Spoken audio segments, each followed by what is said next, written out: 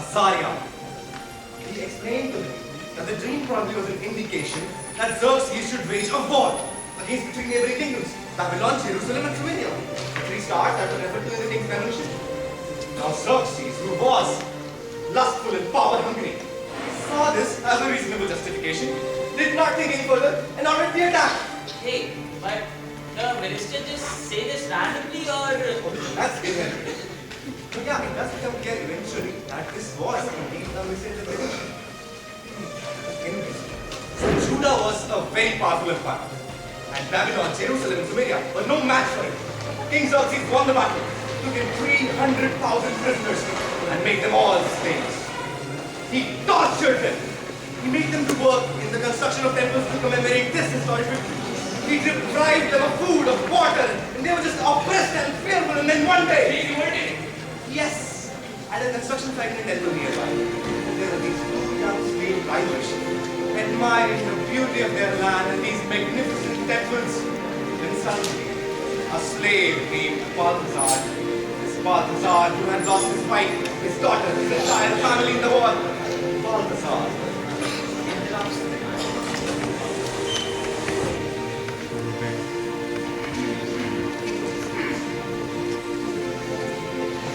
Battle, they say, was the greatest of our time. So they had to build these temples of time. Our king has etched our names in history. These temples like stories of our victory. When I look at these temples, set so high, gaze the gorgeous greatness of the sky, I wonder, what place on earth is this? A land of beauty and total bliss. I have traveled the world and seen its wonders. From the Euphrates to the mountains of Italy. But there is no place like it. No, there's no place like it. Say, How dare you fight our conversation? you know the gift of any reputation? You show the shame and You conviction. know the suffering for such a violation? On behalf of our many dear friends, sire, we beg for your pardon and forgiveness, dear sire. Have mercy, dear sire. Mercy, please. We'll do anything, sire, to appease. Say, what's your name? Abednego, sire. And yours? Meshach, sire. And you? Shadrach, sire. And you? What's your name? Balthazar, sire. Say, speak when you are spoken to. Silent as dead! All of this silent. Another word from you will make me violent. He lost his family in the war, dear sire. His parents died out of pity, sire. Defy my order, you violent and slave. A painful suffering to you to claim. You can teach you a lesson on how to behave. Which you will carry to your final grave. Stop it, you sons of maggots! Stop it!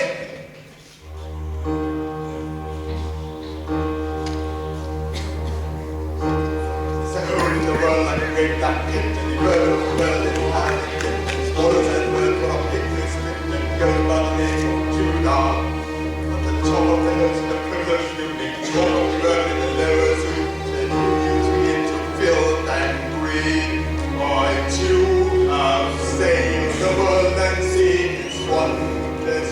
The cruelty of men is worse than most, but there's no place like Judah.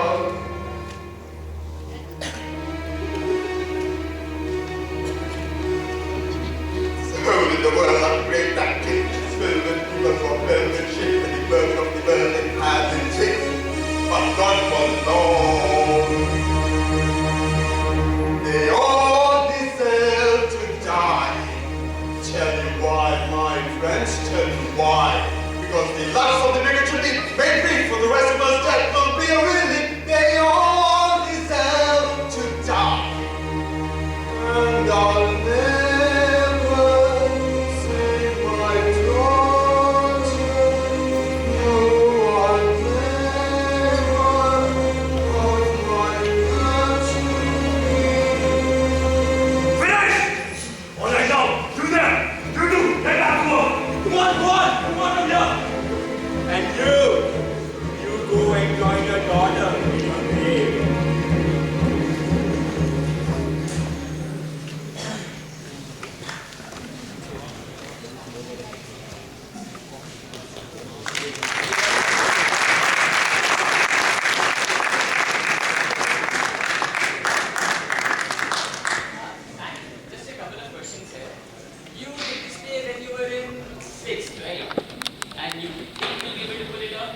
Impossible to pull out. There are so many songs in this.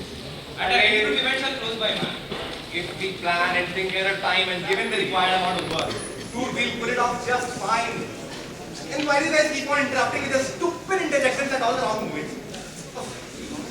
What was I saying? That Balthazar, slave, he's killed. What next? Due to the murder of their friend Balthazar, deeply affects Shadrach, Meshach, and Abednego. Now they are firm believers in God. They ask the slaves to join them in their gods, to help them. They ask the slaves to use their faith as a means to keep themselves together. They ask the slaves to believe in God. And slowly, the faith in God imbues in the slaves a sense of courage to face the odds. The slaves are tormented, but their faith gives them hope. They are still oppressed, yes, but no longer do they resent it. And slowly, the news reaches Xerxes. Now Xerxes is a man who fed on fear and weakness of others. The moment he comes to know that the slaves were increasing in courage, he went berserk with rage. He summoned his ministers for a meeting to plot and restore fear and terror back to the slaves.